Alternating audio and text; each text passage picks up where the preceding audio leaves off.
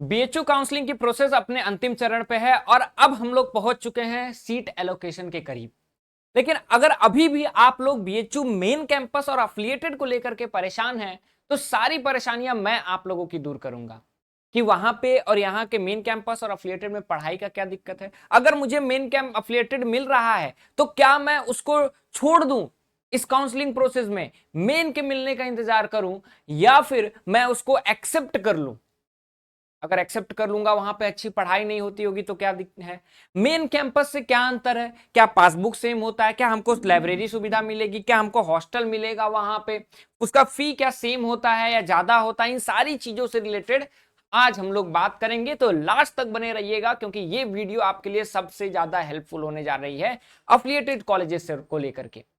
एक चीज मैं आप लोगों को डिस्क्लेमर पहले दे दूं कि अगर आपको फर्स्ट राउंड के सीट एलोकेशन पे अगर आपको अफिलिएटेड मिल रहा है तो आप लोग तुरंत उसको एक्सेप्ट करके अपग्रेड मोड पे डाल दीजिएगा। मैंने अपने पिछले वीडियो में बताया था कि अपग्रेड कैसे करते हैं, वहीं पे आपको सीट एलोकेट करना होगा और अपग्रेड में डाल देना होगा। क्यों, वो मैं बाद में बताऊंगा कि किस तरह से अगर आप अपग्रेड में डाल देते हैं तो हो सकता है आपका अपग्रेड होकर के मेन कैंपस मिल जाए।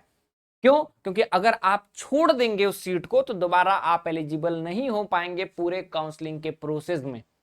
ठीक है, तो पहले ये दिमाग से हटा देना कि अगर मुझे अफिलिएटेड मिलेगा तो क्या मैं सर उसको छोड़ दूंगा। ठीक है, दूसरी चीज आगे बढ़ते हैं और देखते हैं कि बीएचयू किस तरह से डिवाइडेड है। बेसिकली बीएचयू जो है, बीएचयू मेन कैंपस के अंदर आपका एफएमसी और एमएमबी आता है। बेसिकली एमएमबी आपका गर्ल्स कैंडिडेट या फीमेल कैंडिडेट के लिए कह सकते हैं, और एफएमसी जो है कोएड है जहां पे दोनों लोग आकर के पढ़ते हैं। ठीक है, उसके अलावा जितने भी कॉलेजेस हैं, डीएवी क्या है, ये कोएड है, बॉयज गर्ल्स दोनों के लिए। वीकेएम, वीसीडब्ल्यू, एएमपीजी, ठीक है। वीकेएम वसंता कॉलेज फॉर वुमेन जो है वीसीडब्ल्यू है। ठीक है, उसके बाद आर्य महिला पीजी कॉलेज है, फिर आपका वसंत कन्या महाविद्यालय वीकेएम है। तो ये सारे क्या हैं, ये सारे आपके अफिलिएटेड कॉलेजेस हैं यहाँ पे जो कि मेन कैंपस से बाहर में सिचुएटेड है। ठीक है, तो ये क्या है, ये भी थोड़ा आपको समझना पड़ेगा। जो मेन कैंपस में है वो आपका एफएमसी और एमएमबी में है। सीट मैट्रिक्स की देखें तो वहां पे भी क्या है, आप एएमपीजी में 383 सीट्स जो है बीए में है। ठीक है, ये बीए का सोशल साइंसेज का मैं सीट मैट्रिक्स बता रहा हूं। ठीक है, वीकेएम में आपका 274 है, 210 वीसीडब्ल्यू में, डीएवी में आपका कितना है, 326 है। तो सीट वहां पे भी क्या है, ज्यादा है। अब आपको मैं डिफरेंस बता देता हूं वहां के फी स्ट्रक्चर में। मेन कैंपस में आपका 1150 लगेगा पर सेमेस्टर। अगर पेड पे जाते हैं तो आपका 6000 लगेगा। मतलब कि अगर आप पेड सीट पे जाते हैं तो आपका एक सेमेस्टर में 6000 एक्स्ट्रा दीजिएगा, 7150 लग जाएगा आपका पेड सीट पे अगर रहे तो। इन एक सेमेस्टर में इंटू 2 कर लीजिए तो पर एनम मतलब 14300 पर एनम लगेगा।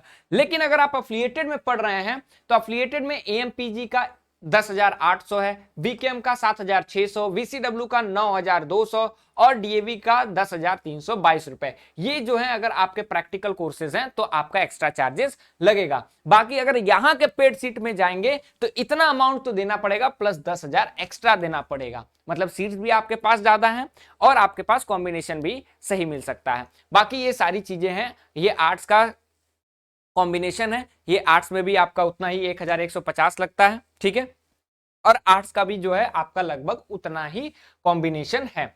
दूसरी चीज आती है, क्या सर सारे कोर्सेज हमारे चलते हैं वहां पे? जी नहीं, जैसे आप बीएलएलबी एफिलिएटेड में नहीं चलता है। आप एग्रीकल्चर देख लें तो बस आरजीएससी और मेन कैंपस में चलता है। ठीक है, तो आपको इतना ध्यान देना होगा, सोशल साइंसेज और आर्ट्स के मैक्सिमम जो है वहां पे चलते हैं। ठीक है, अब एक चीज आपको और ध्यान देना होगा कि मेजर डिफरेंसेस क्या है। मेजर डिफरेंस ये है कि आपको मेन कैंपस का पासबुक नहीं मिलता है, जो कि मेन आइडेंटिटी कार्ड होती है मेन कैंपस की। ठीक है, वो उस कॉलेज का मिलेगा जहां पे आप एडमिशन लेंगे। दूसरा है हेल्थ कार्ड। बीएचयू के अगर आप मेन कैंपस के स्टूडेंट हैं तो आपका लगभग 50,000 तक का फ्री इलाज होता है सुंदरलाल जो हॉस्पिटल है बीएचयू का, वहां पर। ठीक है, हेल्थ वहां पे भी कर सकते हैं, यहाँ पे हेल्थ सेंटर भी है, वहां पे भी करा सकते हैं। दूसरा लाइब्रेरी फैसिलिटी, लीगली आप जो है बीएचयू के साइबर लाइब्रेरी, सेंट्रल लाइब्रेरी में आप नहीं जा सकते। दूसरा चीज, वहां पे आप बुक इशू नहीं करा सकते, वहां की फैसिलिटीज से आप वंचित रह जाएंगे, ये डिफरेंस है। ठीक है। आप अपने कॉलेज की अगर लाइब्रेरी है तो वहां पे आप उसको यूज कर सकते हैं। हॉस्टल मेन कैंपस में आपको मिलेगा ही नहीं, चांसेस नहीं है, और मेन कैंपस में क्लासेस आप नहीं कर सकते। लेकिन क्या वहां की क्लासेस मेन कैंपस की क्लासेस खराब होती हैं? मैं आपको एक बात क्लियर कट बता दूं, कई कई कोर्सेज ऐसे हैं जहां पे अफिलिएटेड में अच्छे आपके क्लासेस अच्छे चलते हैं as compare to main campus. ठीक है, तो आप लोगों को अपने आप को क्या करना होगा, अगर आपको अलॉट होता है, ठीक है, अगर अलॉट होता है तो आपको सबसे पहले सीट एक्सेप्ट करना होगा और उसके बाद आपको अपग्रेड में कर देना होगा। तो वही आप लोगों की अभी क्वेरी आ रही है कि सर शुरुआत में ही रिजेक्ट कर देंगे, एफिलिएटेड नहीं लेंगे, मेन मिलेगा तब लेंगे। अगर शुरुआत में रिजेक्ट कर दोगे तो मेन के आगे राउंड के लिए आप वैलिड रहेंगे ही नहीं। ठीक है, तो ये गलती मत कीजिएगा। और ये आपके मेजर डिफरेंसेस हैं एफिलिएटेड और मेन कैंपस बीएचयू के। तो उम्मीद है ये वीडियो आपके लिए हेल्पफुल रहा होगा। तो ऐसे और वीडियोस अगर आपको चाहिए तो आप कमेंट सेक्शन में ड्रॉप डाउन कीजिए, मैं उस पर भी वीडियो बना दूंगा। बाकी ये वीडियो अच्छा लगा होगा तो आप वो भी बता सकते हैं, और कोई भी नीड हो तो आप कमेंट सेक्शन में बता सकते हैं। Thank you so much.